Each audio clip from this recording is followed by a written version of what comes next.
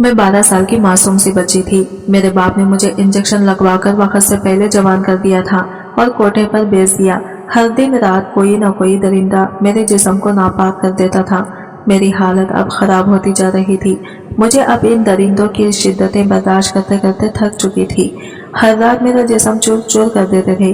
अब किसी की भी शिद्दत को बर्दाश्त करना मुझ में सिक्कत बाकी नहीं थी। एक रात एक दरिंदा कमरे में दाखिल हुआ। इसका तो पूरा 15। कभी कभी तो मुझे बहुत ज्यादा घबराहट होती थी। मुझे खुद पता नहीं होता था कि इस घबराहट की वजह क्या है। पहली बार इस औरत के पास जा रहा था, शायद यही वजह थी। हालांकि लेकिन मेरा ये पहली दफा तो नहीं था कि मुझे इस औरत के पास जाने से इतनी घबराहट और बेचैनी पैदा होती। लेकिन पता नहीं क्यों मेरे जिस्म में घबराहट और बेचैनी सरायत कर रही थी।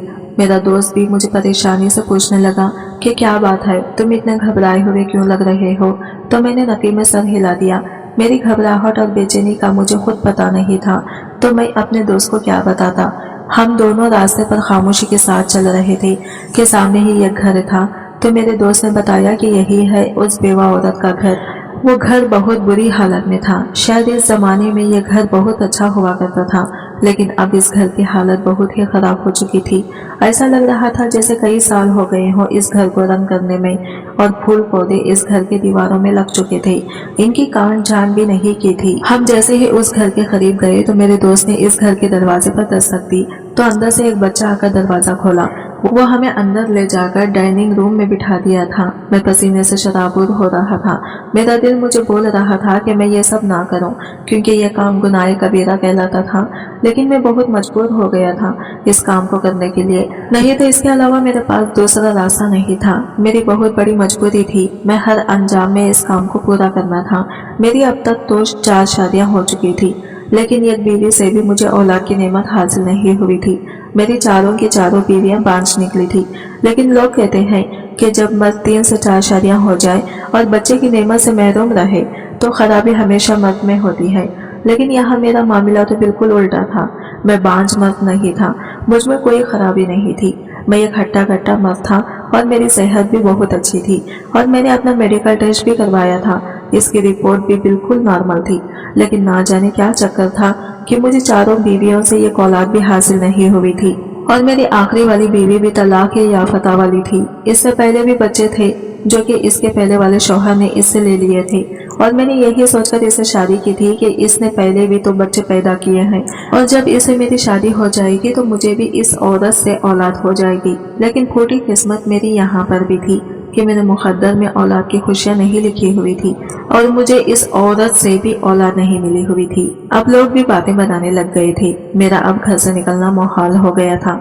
अब मैं बहुत ही ज्यादा परेशान हो गया था, क्योंकि जमाने के लोग तो अब मेरे बारे में अजीब और गरीब बातें करने लग गए थे, और सब यही कहते थे कि शायद खासिम में ही कुछ खराबी है, जो कि इसे 4 बीवियों से भी औलाद नहीं हो रही है।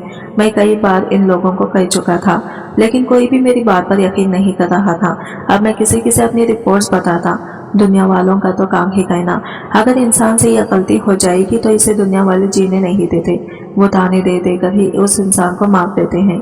लेकिन मैं किसी की भी बातों को अपने ऊपर नहीं लेना चाहता था, लेकिन सोच सोचकर डिप्रेशन का शिकार हो चुका था, क्योंकि कहीं ना कहीं मुझे भी अब दुनिया वालों की बातें सच लगने लगी थी। लेकिन अपनी रिपोर्ट्स देखकर तसल्ली हो जाती थी, इसलिए मैंने इनको इनके हाल पर छोड़ दिया था। जब मैंने अपनी परेशानी अपने दोस्त से शेयर की तो इसने मुझसे कहा कि आजकल पैसे लेकर भी कई औरतें हैं जो बच्चा पैदा करती हैं। बच्चा तुम्हारा होगा और तुम इस औरत को पैसे दोगे। जब बच्चा पैदा हो जाएगा तो वो बच्चा तुम्हें दे देगी। ये सुनकर मैं थोड़ा हैरान हुआ। मुझे ऐसा करना अजीब तो लग रहा था, मगर और कोई रास्ता भी तो नहीं था। जैसे कहा जाता है कि कई पुल सिरात को अबूर करना, मुझे भी यह काम किसी पुल सिरात की तरह लग रहा था। मेरे दिल में बार बार निदामत के बादल छा रहे थे, मगर हर बार मैं इन्हें झटक रहा था और अपने आप को मुतमईन कर रहा था कि मैं मजबूरी में ही यह काम कर रहा हूँ। मैं भी क्या करता, मैं अब 5वीं शादी नहीं कर सकता था। मेरी माली हालात भी इतने अच्छे नहीं थे, ऊपर से 4 बीवियां। अब मुझसे कौन शादी करती। एक रोज मेरी बड़ी बीवी ने कहा, मुझे ऐसा लगता है जैसे आपको किसी ने बदवा दी है। मैं हैरान होकर इसकी तरफ देखने लगा।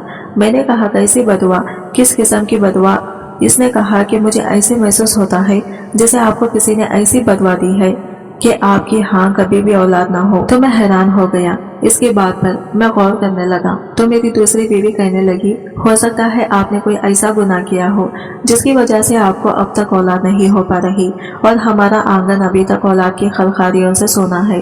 अपनी दोनों बीवियों की बातें मुझे चौंकने पर मजबूर कर गई थी और मैं सोचने लगा था कि आखिर मुझसे ऐसा कौन सा गुनाह, ऐसी कौन सी खता हुई है जिसकी वजह से मैं अब तक औलाद की खुशी से महरूम हूँ। लेकिन मैं इतना मसरूफ रहता था कि मुझे सोचने का भी वक्त नहीं था कि मैं पुरानी बातें सोचने बैठूं, और वैसे भी मेरी याददाश्त इतनी तेज नहीं थी। पुरानी बातें मैं अक्सर भूल जाया करता था। जब बहुत सोचने पर भी मेरी समझ में कोई बात नहीं आई तो मैंने अपने दोस्त के मशवरे पर अमल करने का सोचा और यही फैसला किया कि किसी औरत को पैसे देकर बच्चा पैदा करवा लेता हूँ। मैं चाहता था कि मैं भी औलाद का सुख देखूं, मगर इन सब में मैं ये बात भूल रहा था कि वो औलाद हराम और नाजायज होगी जो बिना किसी रिश्ते के इस दुनिया में आएगी, और इस्लाम में भी सिर्फ 4 शादियों की इजाजत है। मेरी 5वीं बार निकाह नहीं कर सकता था। अब इस डाइनिंग रूम में बैठे हुए हमें 10 मिनट हो गए थे, लेकिन वो औरत अभी तक आने का नाम नहीं ले रही थी। मैंने कभी किसी औरत से इस किस्म का डील या इस किस्म की बात नहीं की थी। मैंने अपने दोस्त से कहा था कि तुम ही इससे बात करना, मुझसे ये सब नहीं हो पाएगा। शायद मेरे अंदर खौफ खुदा भी था। मेरा ज़मीर तो मुझे कुछ के लगा रहा था और मैं जबरदस्ती अपने ज़मीर को अपने हाथों से सिला रहा था। तभी वो औरत अंदर आई थी। इसने अपना चेहरा दुपट्टे से ढांप रखा था। इसकी सिर्फ आंखें नजर आ रही थी। ना जाने क्यों मुझे वो आंखें देखी भाली सी महसूस हो रही थी, या फिर शायद ये मेरा वहम था। मगर इस औरत की आंखों में मुझे देखकर जो हैरत भरे तासरात उभरे थे वो मेरी आंखों से मख्फी नहीं रह सके थे। मेरा दोस्त हम दोनों का तारुफ करवा रहा था। मैंने इस औरत को सलाम किया, लेकिन वो ऐसे बेमरवत औरत थी, वो ठस से मस नहीं हुई। इसने मुझे मेरे सलाम का जवाब तक नहीं दिया। हैरानगी से बस मेरे चेहरे की तरफ टुकुर टुकुर देखती जा रही थी। मेरा दोस्त भी इसके इस रवैये पर हैरान हो गया और मेरी तरफ देखने लगा। हम दोनों को समझ में नहीं आ रहा था कि यह औरत इस तरह क्यों बुत बनकर खड़ी हुई है।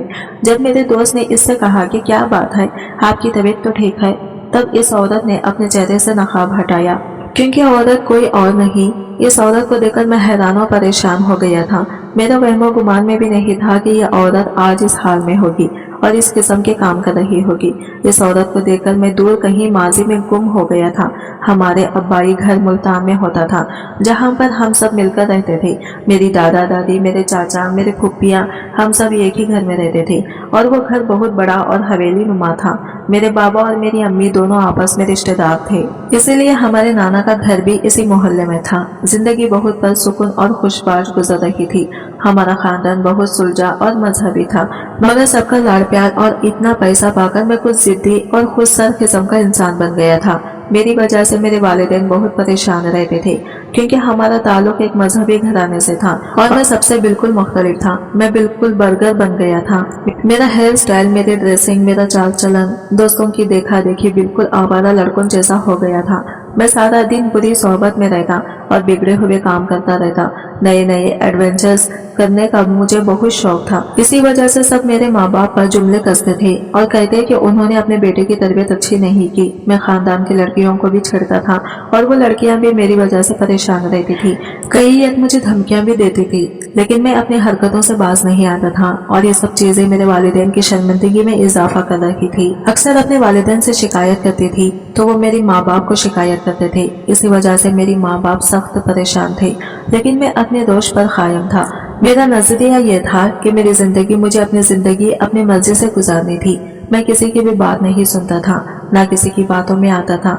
मेरा मानना था कि जिंदगी एक बार मिलती है तो इसे खुलकर एंजॉय किया जाए। बाद में तो घर के मसले मसाइल खत्म नहीं होते हैं और जिंदगी एंजॉय करने का मौका भी नहीं मिल पाता है। अब सारे खानदान में मेरी शोहरत बहुत खराब हो चुकी थी। पहले जो कजिन्स लड़कियां हमारे घर आती थी, अब इन लड़कियों का मेरे घर आना ममनू हो चुका था। खानदान में अगर कोई शादी या फंक्शन वगैरह होता तो लड़कियों की माएँ इन्हें मेरे करीब जाने से रोकती थी और मर्द हजरात मुझ पर गहरी नजर रखे हुए होते थे, मगर मैं फिर भी अपना काम कर जाता था। मैं किसी से भी नहीं डरता था, ना मैं अपनी हरकत से बाज आता था। मेरे बाबा ने मेरी वजह से ऐसी तकरीब में जाना छोड़ दिया था और अक्सर हमारे रिश्तेदार मेरे माँ बाप को दावतनामा ही नहीं भेजते थे, क्योंकि इनको पता था अगर हम इनको दावतनामा देंगे तो ये जबरदस्ती चला आएगा और सब मुझसे कनी कतराते थे। जहाँ सब मुझसे नाला रहते थे, कोई मुझसे बात करना पसंद नहीं करता था। वहाँ पर एक लड़की थी जिसका नाम आमना था, जो मेरी खाला की बेटी थी। मैंने नोट किया था कि वो मुझ में बहुत दिलचस्पी लेती थी और वो खुद भी कुछ मॉडर्न किस्म की लड़की थी। बाकी खानदान के लड़के लड़कियों की तरह डब्बू नहीं थे जो माँ बाप के इशारों पर चलते थे। माँ बाप कहें कि उठ जाओ तो उठ जाते थे, माँ बाप कहें बैठ जाओ तो बैठ जाते थे। मुझे ऐसे लड़कों से सख्त चिढ़ थी, इनसे नफरत महसूस होती थी। इनकी भी कोई अपनी जिंदगी थी, वो भी जीते जागते इंसान थे। वो दूसरों के इशारों पर क्यों चलते थे? जब यही बात मैं अपनी माँ से कहता था तो वो यही कहती थी कि वो अपने वालिदैन के फरमाबरदार औलाद हैं, अपने वालिदैन का कहना मानते हैं और इनकी ताबेदारी करते हैं। और मैं खैर खखा लगाकर हंस पड़ता था और मैं कहता था कि फरमाबरदार औलाद नहीं, वो गुलाम है, बंदियां हैं और ये माँ बाप की खुदगर्जी है जो इनको अपनी उंगलियों पर नचवाते हैं। मेरी ऐसी बातें सुनकर मेरी माँ सर पकड़कर बैठ जाती थी। आमना को मैंने अपना फोन नंबर दे दिया था। वो सारी रात मुझसे बैठ के बातें करती थी और मैं भी खुश था कि मुझे भी टाइम पास के लिए कोई मिल गया था। मैं तो इसके साथ में महज वक्त गुजारी कर रहा था, लेकिन वो शायद मेरे बारे में संजीदा थी। जब मैं इससे पूछता था कि जहाँ सारे लोग मुझे नफरत करते हैं, कोई मुझे पसंद नहीं करता, तो तुम कैसे मुझे पसंद करती हो? तो वो कहती थी जब इंसान का दिल किसी पर आए तो वो सही गलत नहीं देखता, दिल पर किसी का इख्तियार नहीं है और इसी चीज को तो मोहब्बत कहते हैं जो इंसान को बेइख्तियार कर देती है। और मैं भी शायद तुम्हारी मोहब्बत में बेइख्तियार हो गई हूँ। मेरा अपना दिल पर कंट्रोल नहीं रहा। तुम मुझे बहुत ज्यादा अच्छे लगते हो।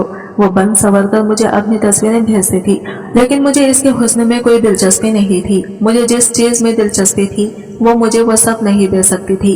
अब मैं इससे बातें कर करके बोर हो गया था, उकता गया था। इसलिए अब मैंने इसके फोन कॉल अटेंड करना बंद कर दी थी और वो इस कदर पागल थी कि बार बार मुझे इसके मैसेज आते थे, कॉल्स आती थी।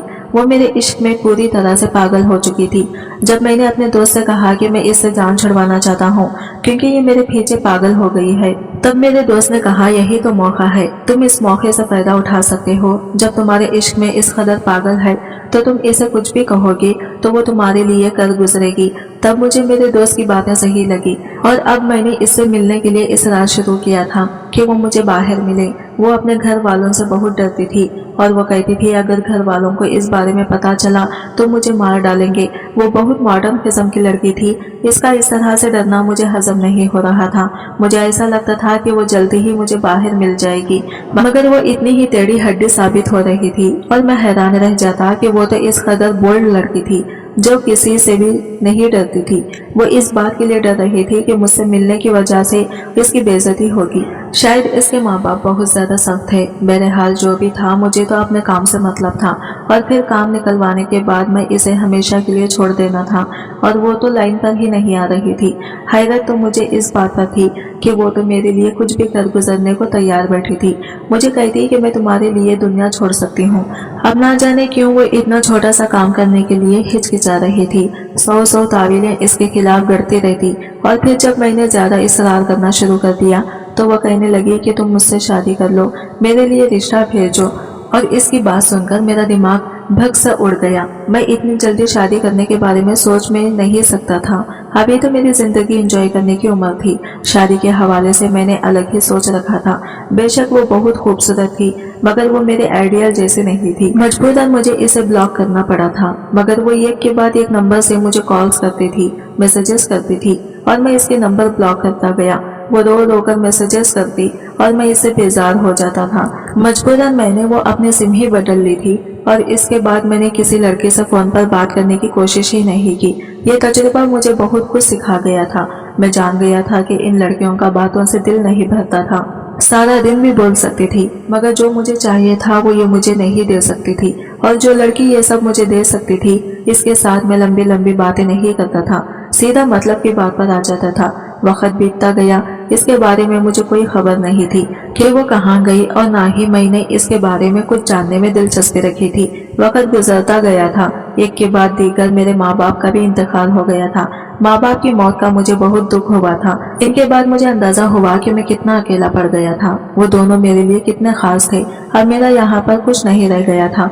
मैं अपना घर बार सब कुछ बेचकर दूसरे शहर में शिफ्ट हो गया था। मेरा अपने खानदान वालों से ताल्लुक ना होने के बराबर रह गया था। मुझे कुछ खबर नहीं थी कि मेरे बाद खानदान में क्या हुआ और क्या नहीं हुआ। और अब इतने सालों के बाद जब मैंने आमना को एक बेसहारा, कमजोर, गरीब और बेवा औरत के रूप में अपने सामने देखा तो मैं इसे एक देखता रह गया था। अपनी आंखों पर यकीन ही नहीं आ रहा था। मैंने फिर इससे पूछा कि तुम इस हाल तक कैसे पहुंची, क्या हुआ है तुम्हें? मेरी बात सुनकर वो फुट फुट कर रो पड़ी और कहने लगी कि बहुत लंबी दास्तान है, एक लंबा सफर तय किया है मैंने, जो कि दुख भरा और अजियत भरा था। जब तुमने मुझसे बात करना बंद कर दिया था तो मैं जैसे पागल होने को आ गई थी, बिल्कुल नफ्सियाती मरीजा बन के रह गई थी।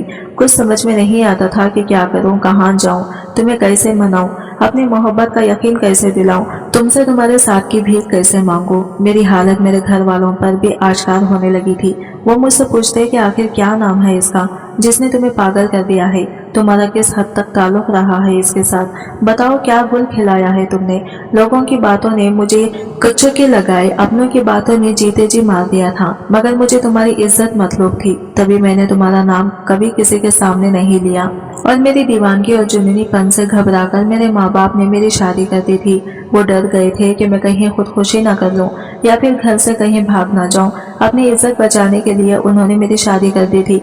मेरे शौहर की नौकरी इस शहर में थी, तभी मैं इसके साथ यहाँ पर आ गई थी। कितने टाइम तक मैं तुम्हें भुला ही नहीं सकी थी, शायद तुम्हें भुलाना ही नहीं चाहती थी। और फिर रफ्ता रफ्ता में जिंदगी के झमेलों में मसरूफ हो गई थी।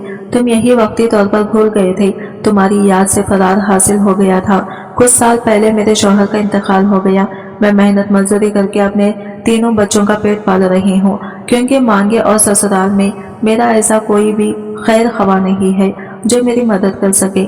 इस महंगाई के जमाने में वो अपने खानदान के साथ साथ पाले हैं जो मुझसे मेरी जरूरतों के बारे में पूछ सके। मैं अपने बच्चों के लिए जिंदगी के दिन काट रही हूँ, वरना जिंदगी से तो सारी दिलचस्पियां खत्म होके रह गई हैं। सोचती हूँ कि मुझे कुछ हो गया तो इनका क्या बनेगा, कहाँ जाएंगे ये। मजबूर होकर मैं इस बात पर राजी हो गई कि पैसे लेकर मैं आपके बच्चे की माँ बनूंगी, मगर मुझे मालूम नहीं था वो आप इसकी बात पर मैंने खुद को शर्मिंदगी के आटा गहरियों में उतरता हुआ महसूस किया था।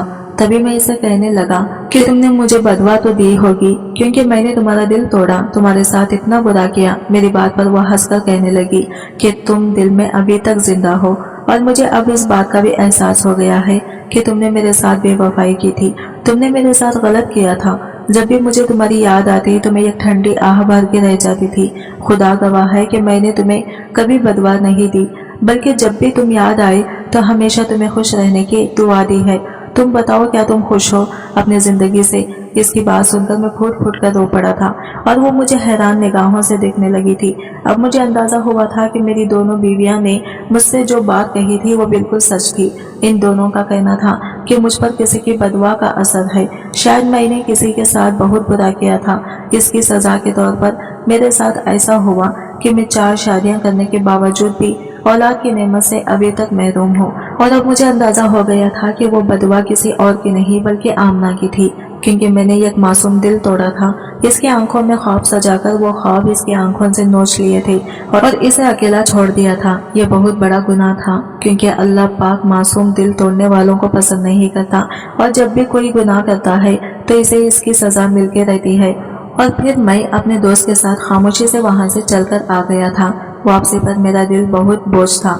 अब मैंने सोच लिया था कि मुझे क्या करना है, और घर आने के बाद मैंने अपनी पहली बीवी से इस बारे में मशवरा किया, और जब सारी बात इसे बताई तो वो चुपके चुप रह गई थी।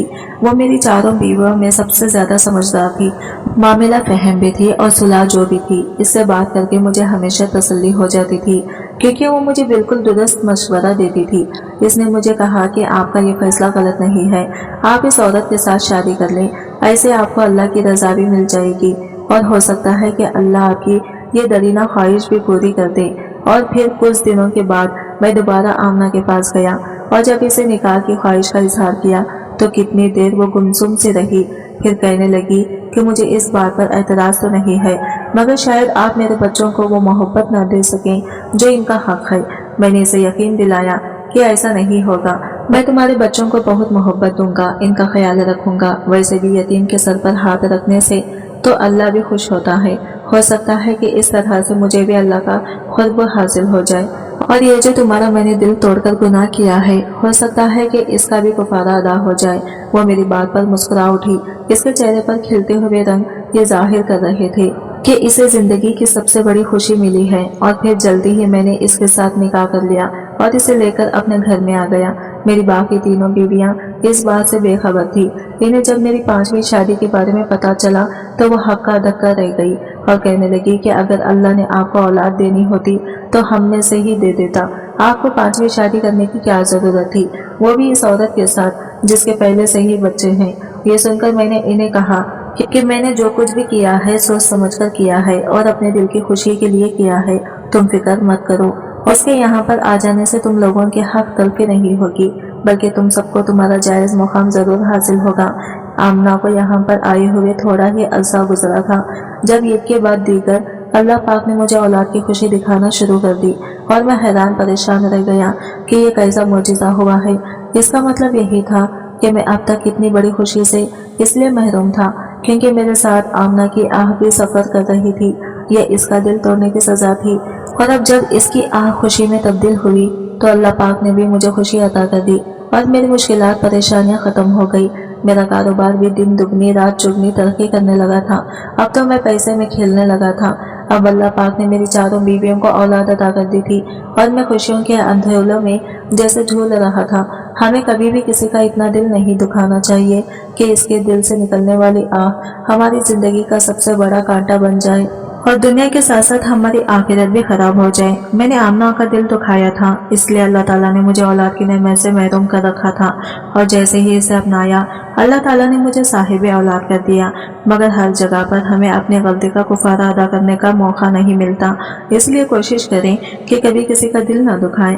आज की वीडियो कहानी आपको कैसी लगी कमेंट करके जरूर बताइएगा और वीडियो अच्छी लगी है तो लाइक शेयर जरूर कीजिएगा। हमारे चैनल को सब्सक्राइब करें फ्रेंड्स।